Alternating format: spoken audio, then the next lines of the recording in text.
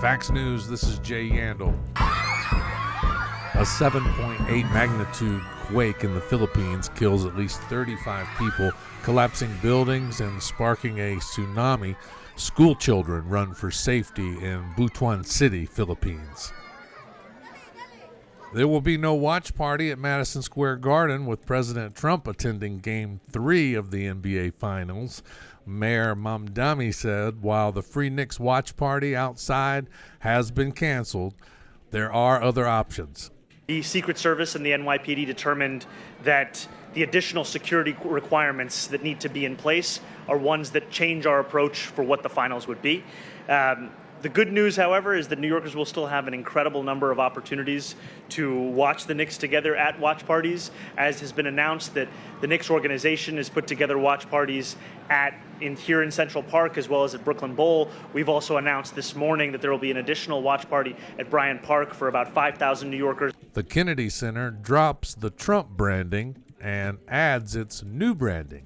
The Kennedy Center has unveiled its new branding while revealing guest speakers for an event honoring Bill Maher, who has feuded with President Trump. The news came from simply the Kennedy Center, not the Trump Kennedy Center. A federal judge ruled last month the president's name was illegally added to the facility. Maher will be there in 3 weeks to accept the Mark Twain Award for American Humor. Among the speakers, it's The Tonight Show with Jay Leno, a fellow late-night comedian. Your talent and my knowledge, you could be a champion. Woody Harrelson. Little ditty about Jack and Diane. And John Mellencamp. Maher is the 27th recipient of a prize given to names like Steve Martin and Richard Pryor. Sagar Magani, Washington. AI stocks are recovering some of last week's sell-off. Some of the best performers were companies that sell computer chips, memory, and other products fueling the AI boom. They had plunged Friday amid worries that their prices had shot too high amid AI euphoria. I'm BJ Odom. This is Fax News. Pulitzer Prize-winning historian Gordon S. Wood has died. He was 92. Police say Wood died Sunday after being struck by a car in a supermarket parking lot in East Providence, Rhode Island. Wood wrote many books and was a longtime professor at Brown University. His book, The Radicalism of the American Revolution, won the Pulitzer Prize in 1993 and contended that the war eventually created a society fundamentally different from that of the colonial times.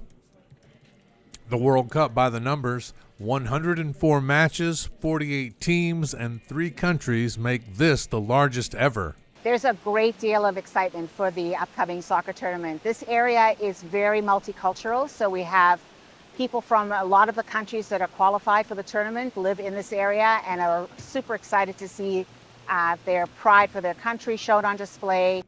Israel and Iran trade strikes, threatening to drag the region back into full-scale war. Ministers were clear today that Iran's actions are unacceptable.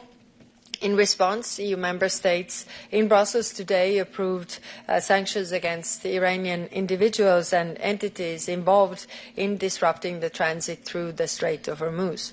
And this is the first time EU has applied its new freedom of navigation sanctions regime, and where necessary will apply it again. And as America 250 approaches, fewer Americans see their country as exceptional. The findings highlight many Americans' feelings of unease over the future of its representative government, particularly among young people.